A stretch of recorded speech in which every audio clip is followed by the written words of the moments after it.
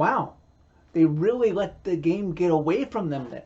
Fortunately, the hometown crew made them pay for every one of their mistakes Tuesday night. Yeah, one heck of a loss by the Leafs. Do you think they mentally recover in time for the playoffs?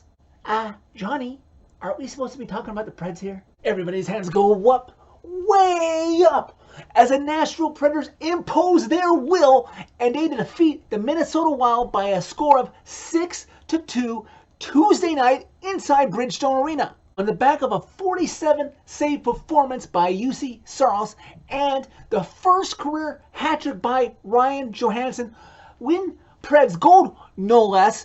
The Preds breathe a little easier with Vegas breathing down their neck. They flush Buffalo completely out of their system, and they remind the Minnesota Wild they do not have second place locked up in the Central Division just yet. The two teams get their feet under them early, and just about 2 minutes and change into the first period, oh, would you look at that, Michael McCarron and Jake Middleton decide to get into a fisticuff. Don't worry if you missed that one, there's still plenty more of fisticuffs to come.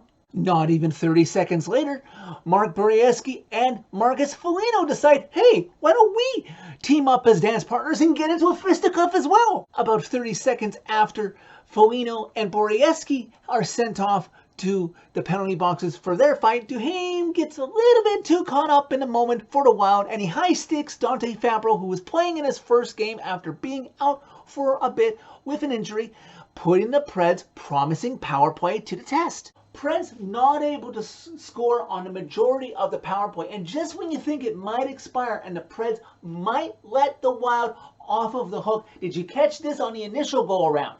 You had Philip Tomasino with a no-look behind-the-back pass to Matthias Ekholm at the point, and he gets it over to Roman Josi. Oh, I got you. That initial setup didn't work, but hey, the Preds decide, let's run it again. And after Josi's shot, Tomasino gets the puck, this time trying not to be too fancy. He actually looks where he's passing to because he wants to make this power play work, and he gets it to Ekholm. Ekholm receives the puck, crispy and cleanly again, and he fakes like he's going to shoot it, but he gets Minnesota to bite, and he gets it over to Roman Josi, and with Nick Cousins providing the perfect screen in front of Marc-Andre Fleury, Roman Josi takes a shot, gets it in the net, and for only the second time in the last 9 games, the Preds do the right thing, and they take the lead first in the game. Preds up 1-0. Just under 8 minutes into the first period, it's the Wild's turn to go on the power play. And despite Zuccarello's great chance right in front of Saros to try and tie this game up, the Preds escape Tanner Jeannot's penalty unscathed. Crazy action starting to build in this game as we reach the halfway point of the first period. Rushed by the Preds into the Wild zone. Philip Forsberg has the presence of mind while on his knees to get it back to his defenseman, Mark Borieski, who goes in, and Marc-Andre Fleury comes out to challenge and makes a beautiful save to prevent this game from getting away from the Wild early. Shortly after that great offensive chance, Mark Borieski decides, hey, you know what? It's time for another dance partner for some fisticuffs. And Delorier decides, you know what? I'll go with you. And they get into a freaking bloody mess. 3 minutes later after that fight, though, play behind the Preds net. Bad pass, and it gets intercepted by the Wild over to Zuccarello. Saros has nothing he can do to stop it when it's only the shooter in front of him. Wild tied the game at 1. Right after the Wild tied it, 6 seconds in fact, Kevin Fiala, former Pred Kevin Fiala, does what he did a little bit too often when he was with the Preds. Undisciplined play. He slashes Alexander Carrier, and the Preds go right back to the power play. 25 seconds into the power play exactly, started off by Roman Josi at the blue line. Some crisp, clean passes. Tick to Mikhail Granlund. Immediately tack over to Philip Forsberg, and Forsberg unselfishly toe right to number 92, Ryan Johansson, in front of Marc-Andre Fleury, toe right into the net. Preds retake the lead 2-1. The parade to the penalty box in that first period was never ending as Colton Sissons gets called for interfering with Jordan Greenway. But fortunately, the Preds kill it off and the Wild aren't able to get any momentum back in their corner. Under 90 seconds left to go in the first period, clock winding down, the Wild decide, hey, let's take another penalty and put the Preds right back on the power play.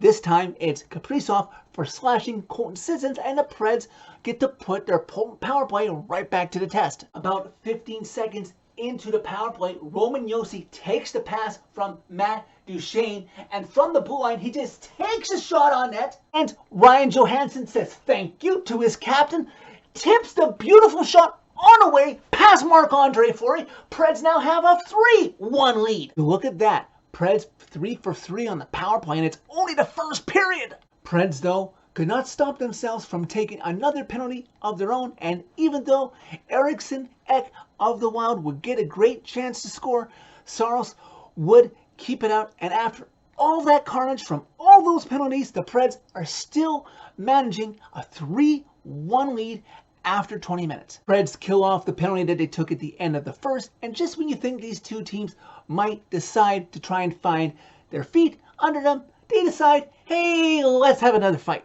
3.5 minutes into the second period, this time it's Duhaime and newly acquired Jeremy Lauzon who decide to trade fisticuffs. About 4 minutes into the second period, Dumba interferes with Michael McCarron, and Dumba is forced to leave the game temporarily, forcing Zuccarello to serve the penalty. And on the ensuing power play, clock winding down in Zuccarello's served penalty, and the Preds are hoping maybe to go 4 for 4 on the power play for the first time in quite a long time. And even though they don't, before Zuccarello can get out of the box and get right back into the play, there's Philip Tomasino. He gets the pass from his captain, Roman Josi, and he makes no mistake, beats Marc-Andre Fleury. Preds have a 4-1 lead. 8 minutes and 9 minutes into the second period, respectively, the herd line, the heart of this Preds roster, is out there creating chances, trying to get that insurance goal that would put this game out of reach for good and make it 5-1. And it's Yakov Trenin in both instances with great chances to beat Fleury, but Fleury keeps his Wild teammates in this game. Fast forward to about 5.5 minutes left to go in the second period, and it's Nick Bjugstad on a breakaway for the Wild, and Juuse Saros is dialed in. He wants to make up for Friday, and he stops Bjugstad from getting the Wild any closer to the Preds goal total. But under 4 minutes left to go in the second period, you've got Luke Cunnin who takes a hooking call on Kulikov of the Wild, followed shortly by Alexander Carrier cross-checking Kaprizov, giving the Wild a prime chance to try and get some momentum going to get back into this game with a 5-on-3 for well over a minute. 5-on-3 winding down on the initial Luke Cunnin penalty about to expire. Kaprizov takes a shot from the face-off circle to Saros' left. Saros can't control the initial shot. No Preds defenseman can corral the loose puck and clear it, and the puck comes straight back to Kaprizov, who makes no mistake on the second try, beats Saros, cutting the Preds lead to 4-2. Still a minute left to go in Carrier's penalty. Just over 2 minutes left to go in the period. The Wild get a few more chances, including a chance that Saros saves without his goal stick, mind you. But the Preds successfully kill off Carrier's penalty and don't get any more damage done against him. Clock winds down. Preds maintain their 4-2 lead after 40 minutes. Preds are now 20 minutes away from a statement victory with a baker's dozen of games left to go in this season if they can hold this lead. You have to take a game like this at this point in the season in parts. First 5 minutes or so in the game, Preds still have some energy, cycling well, creating chances. If they get under any serious duress, they get to the center ice line, just over it, and dump the puck in and get a line change. Later, after a good cycle in the Wild zone, trying to go for the kill shot, but also killing time off the clock, the Bridgestone faithful are appreciative, cheering on their Preds to the W. About 6.5 into the third period, the Preds special teams would be tested again as Luke Cunnin takes a high sticking penalty, and on the ensuing power play. Wild set up well. Jordan Greenway, of all people, is able to tip in a shot past Sarles, but Sarles' best friend, the post, saves the day. Preds escape that Cunnin penalty unscathed as we reach the second half of the third period. Sarles appears locked in. The Preds faithful showing him some love, trying to will him on and the Preds to victory, as I know Sarles has had his little bit of struggles as of late.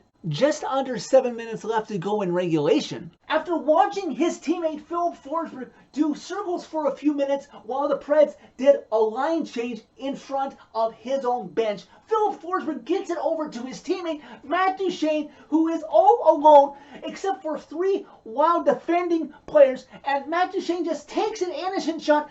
But he knows better. He knows what is going to happen here. He takes a shot that beats Fleury stick side over his shoulder, giving the Preds a 5-2 lead. That's Matt Duchene's 36th goal of the season as he tries whatever he can to try and catch his teammate Philip Forsberg to be the first one to hit 40 in the season for the Preds. With about 4.5 left to go in the third period, in the game overall, of course, the Wild go with the empty net strategy of pulling Fleury, parking him on the bench to see if they can get the extra man out there to try and tie this game up. Under 3 minutes left to go in the third period, the Wild have a good push, but Sarles stands his ground and keeps the Preds' 3-goal lead intact. The impatient Bridgestone faithful counting down the minutes and seconds left for this huge potential home victory for the boys in gold. Time winding down, under 15 seconds left to go in regulation now as the Wild make one final push, and after a clear, you got Philip Forsberg who gets the puck ahead to the rookie Philip Tomasino, and he unselfishly sees that number 92, Ryan Johansson, is there sitting, waiting at the blue line of the Wild. He gets Tomasino's pass. He has nothing but daylight. He plants it into the net. The Bridgestone faithful know exactly what to do. They take their chapeaus and sacrifice them on the ice. It's Ryan Johansson's first career hat trick in his career, much less with the Preds. Preds win this game soundly 6-2. Well, that's certainly one way to flush Friday's loss to Buffalo out of your system. Stat of the night is that Roman Josi is only the 8th defenseman in league history since the 88-89 season to record 84 points or more in a season. The Preds definitely needed him to show up for them in this game because, believe it or not, in the 2 wins and 1 loss from last week, Josi was held completely pointless. Preds certainly could have been better on the shot total in this game, but they certainly made up for it, of course, on the scoreboard, in the face-off dot, on special teams, and they out-hit, and they took more blocks than Minnesota did. Now they're off to play Ottawa on Thursday in Canada's capital to have the makeup game that was postponed from back in December. 2 huge points forward tonight, boys, with this victory. The last thing any of us in the fan base or you guys on the roster should be doing Thursday is giving any points back to lowly Ottawa. Oh, and before I forget, one last thing. Here is your friendly reminder of the countdown to 500 home wins. With this victory over the Minnesota Wild, the Preds are now just 1 win away from 500 wins all time inside Bridgestone Arena. So that's it for this video. Thank you very much for watching. As always, click like if you liked this video. Click subscribe if you really liked it. You can find my social media by clicking on the channel name. Tell all your friends about Redemption. It is truly remarkable, Preds Nation. When this team wants the win bad enough, they can go toe-to-toe with just about anybody in the league.